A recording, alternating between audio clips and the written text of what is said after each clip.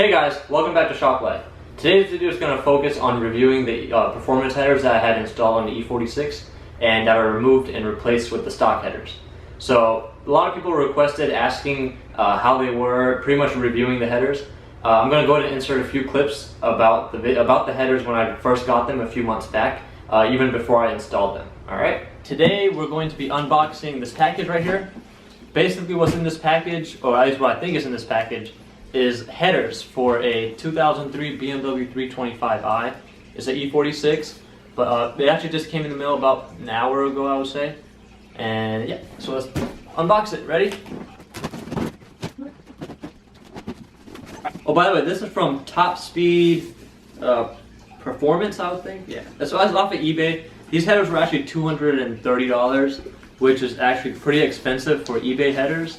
And I mean, they ship pretty fast. I ordered it about 3 days ago, I would say, maybe 4 days, but it was pretty quick. They sent me this decal right here. They also sent me a license plate frame, and now we have the headers. So here are the headers.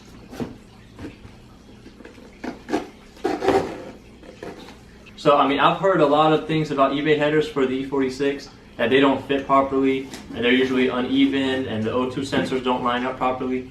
But for this one, I mean, overall, the welds seem pretty good for the most part. I mean, I know the stainless steel is probably the cheapest they could find. And I mean, inside is not welded, as you can see. They didn't weld the inside parts. I mean, they just did some of it. And then, I mean, over here you can see the penetration was pretty good for where they welded it on the outside, because it actually came through. Alright, now this one. It's the same deal with the inside not being welded. They also gave us exhaust gaskets, but these gaskets, I mean, I personally would never use them. I would just get the OEM gaskets that you can get from the dealer or whatnot. So overall, I mean, that is unboxing the headers. Alright, so now that you guys saw those clips, let's go ahead and talk about how they were actually on the car. So first things first, the first issue that I ran into while installing the headers was the fitment. So the actual manifold, they actually made it perfectly, but the only fitment issues that I had were with the O2 sensors. They would not fit, and as a result of that, I couldn't put the O2 sensors in. I would have to cut off the bung and like scoot it down a little further to make them fit. And then also, they were also hitting the motor mount. So when they would hit the motor mount, you would hear a little rattle every time you turn on the car. So those were the only fitment issues that I experienced. They did include some exhaust gaskets with the headers. Those gaskets were really crappy. I had installed them at first just to see how they would be, and they pretty much formed an exhaust leak within a few weeks.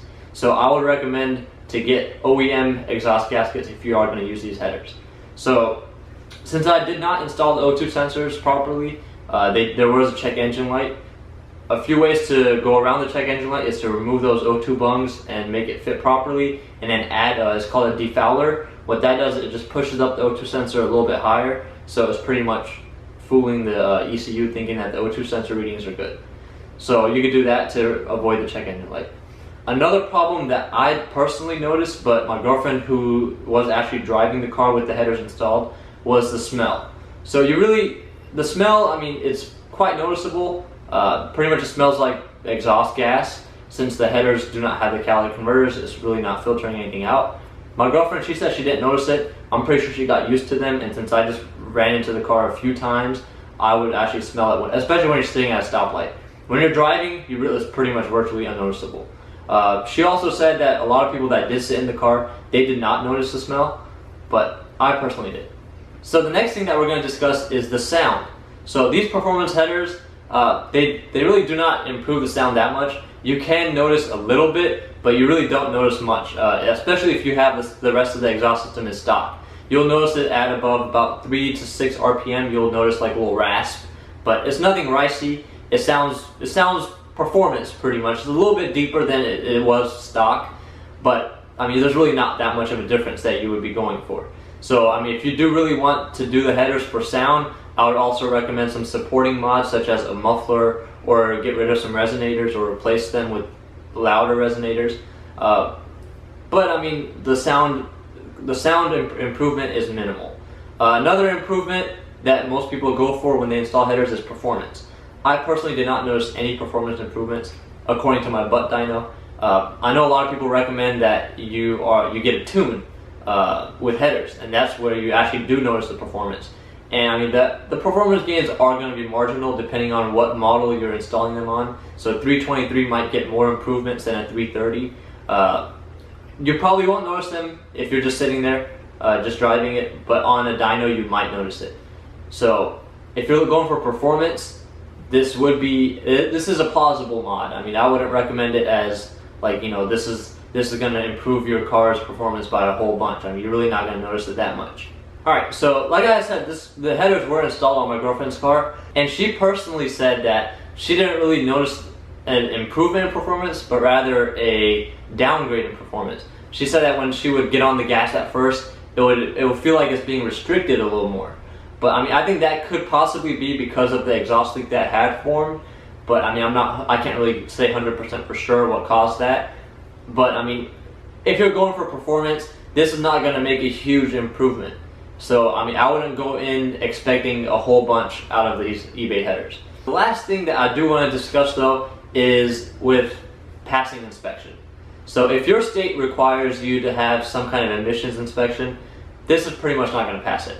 Unless you do have, you have hookups that might be able to pass it. So first things first, that check engine light. So if you get rid of the check engine light, you're well on your way to passing inspection.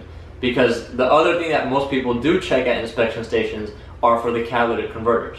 So since you're eliminating the catalytic converters, most inspection stations, if they are knowledgeable, they will see that there's no catalytic converters on your car. So they're going to fail your inspection right there. If you don't have a hookup, this mod is not for you. So I mean, that's up to you. Is it really worth all that hassle? So your best bet, if you're looking for some sound improvement, just replace your muffler. I mean, that's probably the best and easiest and cheapest route to go with instead of doing the headers. For performance, like I said, if you're not going to get a tune, you're really not going to notice anything. So it's not worth it. And back to the smell. Some people will notice the smell, some people won't. And then the fitment will depend on where you buy them from. These, like I said in the clips above, they are top speed headers. So the eBay headers are significantly cheaper than like the super speed or whatever. The actual headers that are like $900.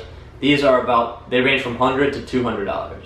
So it's a huge difference in price, but quality is also a huge difference. So I would take that into consideration before buying the headers. Installation, it depends on if you're installing them yourself. If you're going to be installing them, like I had said in previous videos, I would highly recommend doing a whole bunch of other maintenance or modifications at the same time, like control arms and all that, because that process is going to be so much easier. So make sure that you do your research before you do the headers, and most of my videos discuss what all you can do while you're doing the headers. I'm going to go ahead and show you the headers. They are going to discolor because I mean when they go through the heat cycles, they discolor. That's just how they work. And these are stainless steel. These are probably not the best quality, but as you can see, they have discolored quite a bit. Alright, so these headers were not a complete waste of money because I am going to be using them on a project that's going to be soon on this channel. So stay tuned for that, guys. I will give you a hint. It does have to do with the older BMW. So you guys can go ahead and comment down below what BMW you think I'm going to be working on. So yeah, thank you guys for watching. If you guys have any questions regarding these headers, or any other questions regarding anything, just feel free to leave a comment down below. And thank you guys for watching.